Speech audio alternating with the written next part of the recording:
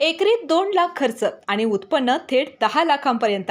हे ऐकून कदाचित तुम्हाला विश्वास बसणार नाही, पण ही गोष्ट आहे कोल्हापूर जिल्ह्यातील हातकणंगले तालुक्यातल्या माले गावातील एका जिद्दी शेतकऱ्याची, संभाजी पाटील यांची. 1990 पासून शेती करताना त्यांनी अनेक प्रयोग केले. फुलशेतीपासून सुरुवात करून त्यांनी भाजीपाल्याकडे वळण्याचा मोठा निर्णय घेतला. नियोजनबद्ध शेती करायला पाहिजे. आता जुन्या ह्याच्यावर पारंपरिक शेती आता जुन्या पद्धतीनं उत्पन्न निघत नाही. आणि याच एका निर्णयाने त्यांचं नशीब पालटलं. आज 1.25 एकर क्षेत्रात त्यांनी ढबू मिरचीची लागवड केली आहे. एकरी तब्बल 14,000 रोपं. झिगझॅग पद्धतीने अचूक अंतरावर लावलेली नेट, मल्चिंग आणि ड्रीप सारख्या आधुनिक तंत्रज्ञानाचा वापर करून त्यांनी उभारला हा हायटेक प्लॉट. आणि आता हाच प्लॉट देतोय त्यांना लाखोंचं उत्पन्न. अपेक्षेप्रमाणे उत्पन्न मिळणारं ही पीक आहे ढबू. शेतकऱ्याला वर काढणारं पीक आहे, म्हणजे पूर्ण तोटा नाही, फायदा करून जाणारं पीक आहे. नेमकं त्यांनी काय केलं, कसा आहे हा संपूर्ण सेटअप, आणि तुम्हीही अशी शेती करून मोठा नफा कसा कमवू शकता, हे सगळं काही जाणून घेण्यासाठी हा व्हिडिओ नक्की शेवटपर्यंत बघा. दर्शको नमस्कार, के न्यूज मध्ये आपल्या सर्वांचं सहर्ष स्वागत. मी सध्या पोहोचलोय कोल्हापूर जिल्ह्यातील हातकणंगले तालुक्यातील माले या गावातील प्रगतशील शेतकरी संभाजी पाटील यांच्या प्लॉटवर. त्यांनी जवळजवळ 1.25 एकर या क्षेत्रामध्ये ढबू या पिकाची लागण केलेली आहे आणि चांगल्या प्रकारे उत्पन्न घेत आहेत. अत्यंत कमी क्षेत्रामध्ये लाखोंचं उत्पन्न घेणारे शेतकरी म्हणून हे संपूर्ण परिसरात परिचयाचे आहेत. संपूर्ण या पिकाचा जो आहे तो आढावा आपण त्यांच्याकडून सविस्तरपणे जाणून घेणार आहोत. काका नमस्कार. तुमचं आमच्या चॅनलमध्ये मी स्वागत करतो. खरं बघायला गेलं तर अनेक पिकं शेतामध्ये घेतली जातात. तालुक्यामध्ये शेतकरी पारंपरिक पिकं घेतात, ऊस असेल किंवा भात असेल. तुम्ही याच पिकाची निवड का केलात? हे पीक वर्षभर चालणारं असल्यामुळं उत्पन्न बऱ्यापैकी मिळणार म्हणून केले. समस्या जाणवतील म्हणून पहिला सुरुवातीला मोकळ्या ह्याच्यात करून बघितले. परत आता क्रॉप कव्हर पहिला करून आता नेटवर केले. आताच्या परिस्थितीत पाणी ड्रीप नाही. एक एकर आहे, 14,000 रोपं लावल्यात. उत्पन्न बऱ्यापैकी निघेल अशी अपेक्षा आहे. 50 दिवसाचा आता प्लॉट झालाय. आता तोडणीचा टिपक होत आलेला आहे. साधारण तुम्ही 1 एकरला 14,000 रोपं लावलेला आहात. सुरुवातीला किती रुपयाला एक याप्रमाणे रोप मिळालं आपल्याला? ते रोप ₹1.90 मिळाले पोच आपल्याला. आणि अंदाजे एक 28,000 रुपयाची रोप आहेत ती. आणि एक रोप 5 बाय 6 फुटाला झिगझॅग पद्धतीने लागण केली आहे. आणि बेसल डोस वगैरे भरपूर टाकून बेड तयार करून मल्चिंग पेपरातून ड्रीप उदारवे पाणी आहे त्याला. ड्रीपचं पाणी एक दिवस आडानं 2 तास देतोय त्याला. मायक्रोन्यूटन आणि बाकीची खतं बिकतं ड्रीप मधनं देतोय. औषध फवारणी 2 दिवस आड करून करायला लागते. अपेक्षेनुसार रोगराईच्या ह्याच्याप्रमाणे म्हणजे औषधातनी बदल करायला लागतात. साधारण तुम्ही जो लागवड केला तो कोणता महिना याला म्हणजे पूरक आहे असा की ज्या महिन्यात लागवड केल्यानंतर चांगलं पीक येते असं? आम्ही केलेल्या प्लॉट क्रॉप कव्हर वर केला आहे. पहिला केलता सुरुवातीला. मग क्रॉप कव्हर वर केल्यामुळं 50 दिवसाच औषधाचा हे आहे ते खर्च कमी आला. आणि आत्ताच्या परिस्थितीत आता म्हणजे प्लॉट थोडीफार उंची वाढल्या प्रमाणापेक्षा.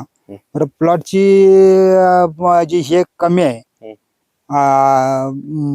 लाईफ म्हणजे जास्त दिवस प्लॉट चालेल अशी अपेक्षा आहे. कोणत्या महिन्यात लागवड केला याची? ही लागवड फेब्रुवारी महिन्यात केली. फेब्रुवारी महिन्याच्या 4-5 तारखेला केली. लागवड केल्यानंतर आतापर्यंत कोणकोणत्या तुम्हाला समस्या यामध्ये जाणवल्या काय? थ्रिप्सचा प्रॉब्लेम आलता सुरुवातीला. मग ते कव्हर केला आम्ही औषध हे करून. आता त्याला थ्रिप्स साठी शिनवा 1 लिटरला 0.5 मिली घालून फवारले. त्यात बुरशीनाशक रोडोमिल वापरले 1 ग्रॅमनं 1 लिटरला. आणि नंतर मग 2-3 फवारण्याचे हे केल्यानंतर बऱ्यापैकी रिझल्ट आता आले. आता काय थ्रिप्स बाकीचे सगळं कंट्रोल आहे. प्लॉट आता सध्या तोडणीला आलाय. मग 1-2 तारखेच्या दरम्यान पहिला तोडा होणार आहे. आता बघायला गेलं तर हा जो सेटअप आहे हा आपण बघताय माझ्या माग, तो उभा करण्यासाठी एकूण किती खर्च आला साधारण एकरी? ती एकरी नेट सुरुवातीला नवीनच तारा काट्या वगैरे सगळं नवीन आणल्यामुळे 1.25 लाख रुपये खर्च आलाय त्याला. मग मंडप उभा करून द्यासाठी 28,000 रुपये घेतले तिने मजुरी. आणि बाकीचे मल्चिंग 35% नेट लावल्यामुळं 35%चा नेटचा 300 मीटरचा 300 फुटाचा बंडल एक 7,500 रुपयाला मिळालाय. म्हणजे साधारण एकूण जवळजवळ 2 लाख खर्च आला म्हणायला हरकत नाही. एकरी आता 2 लाखापर्यंत खर्च आलाय. मग आता उत्पन्न सुरू व्हायला एक 5-7 दिवसाचा अवधी आहे. बघायला गेल्यानंतर पाण्याची जी सिस्टम असते याला पाण्याची फवारणी किंवा काय कोणत्या पद्धतीमध्ये चालते काय प्रकार? पाणी अतिशय कमी लागते. तसंच एका झाडाला दिवसाला अर्धा लिटर पाणी लागते दिवसाला. जास्त पाणी कमी पाण्यावर येणारं पीक आहे. कोणत्या जमिनीत पीक भरभरून येते? कोणती जमीन पोषक मध्यम आहे? आता ही एकदम भारी पण जमीन नाही, माळ जमीन मध्यम जमीन असली तर पण चांगल्या प्रकारे पीक आलेलं आहे. मध्यम प्रकारची जमीन आहे. साधारण पाणी जी फवारणी आहे किंवा पाणी जे आपण सोडताय किती दिवसांनी वगैरे काय सोडतो? पाणी एक दिवस आडानं 1.5 तास सोडतोय. आता भूक वाढलेली आहे झाडाची, 1 दिवस आडानं 2 तास सोडतोय पाणी. आता ड्रीपद्वारे खते देताना थोडा वेळ कमी जास्त मग असते पाणी. साधारण उत्पन्न चालू व्हायला तुम्ही जसं म्हटलात 50 दिवसांचा कालावधी लागतो. उत्पन्न सुरू झाल्यानंतर एकूण किती किलो आपल्याला त्यातून पीक मिळतं आणि त्याचा दर कसा ठरवला जातो? दर हे मार्केटच्या परिस्थितीवर अवलंबून असते. दर लागणं म्हणजे निसर्गाच्या ह्याच्यावर आहे ती दराचं.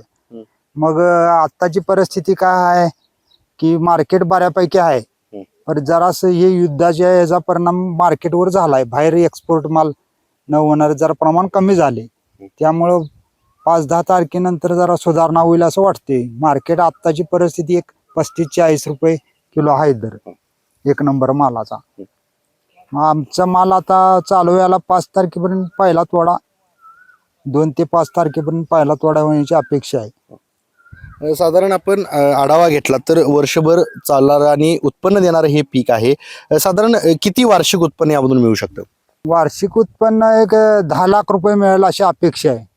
त्यात एक 3 लाखापर्यंत खर्च होऊन 7 लाखापर्यंत आपल्याला मिळण्याची अपेक्षा आहे आणि मिळते. यातनं मिळणार, कमी जास्त दर लागला तर पण मिळणार. त्याच्यापेक्षा जास्त सुद्धा मिळू शकते. परत ते हवामानाच्या ह्याच्यानुसार आहे, निसर्गाच्या ह्याच्यावरून चालणार. बघायला गेलं तर या क्षेत्रामध्ये आपण 1990 पासून आहात. काय सांगाल की कोणकोणत्या आतापर्यंत आव्हानं आपल्याला आलीत, कोणकोणत्या समस्यांना सामोरं गेलात? आम्ही भाजीपाला क्षेत्रात फुलशेतीत पहिला होतो. फुलशेतीतनं आता भाजीपाला क्षेत्रात आलोय. वांगी, बाकीची भेंडी वगैरे सगळे भाजीपाला करून सुद्धा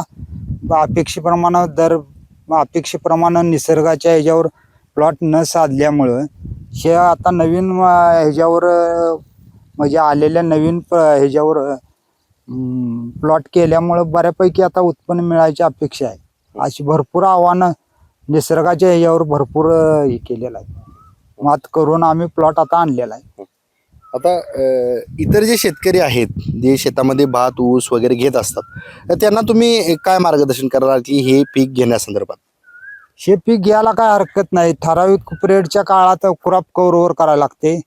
नंतर मग ओपन मध्ये केलं तर सुद्धा चालते. अपेक्षेप्रमाणे उत्पन्न मिळणारं ही पीक आहे. ढबू शेतकऱ्याला वर काढणारं पीक आहे. म्हणजे पूर्ण तोटा नाही, फायदा करून जाणारं पीक आहे.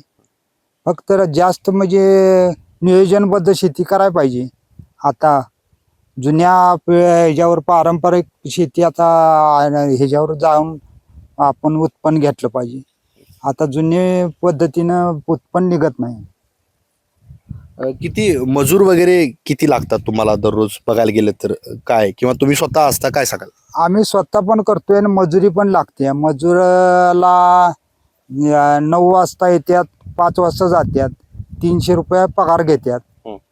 परत तोडणीला एक 7-8 माणसं लागतात 1 टन माल तोडायला.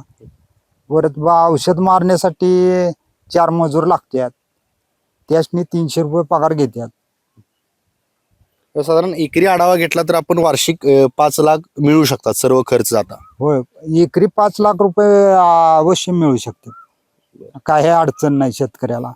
फक्त शेतकऱ्यांना नवीन ह्याच्यात उतरून भाजीपाला या क्षेत्रातून उतरून म्हणजे नवीन संशोधनाप्रमाणे आत्ताच्या ह्याच्याप्रमाणे नवीन टेक्नॉलॉजी प्रमाणे हे करायला पाहिजे. तर आपल्याला एकरी साधारण सर्व खर्च जाता 5 लाख रुपये उत्पन्न मिळू शकतं. कमी क्षेत्रात कमी गुंतवणुकीत जास्त उत्पन्न देणारं पीक म्हणून डबू या पिकाची ओळख आहे आणि त्याच पद्धतीची या पिकास विषयीची सविस्तर माहिती आपल्याशी बोलताना यशस्वी शेतकरी संभाजी पाटील यांनी सांगितली. तुर्तास तरी मी या एपिसोडमध्ये येथेच थांबतोय. KK न्यूजसाठी कॅमेरामन सर्वेश देसाईसह समीर मकानदार, कोल्हापूर.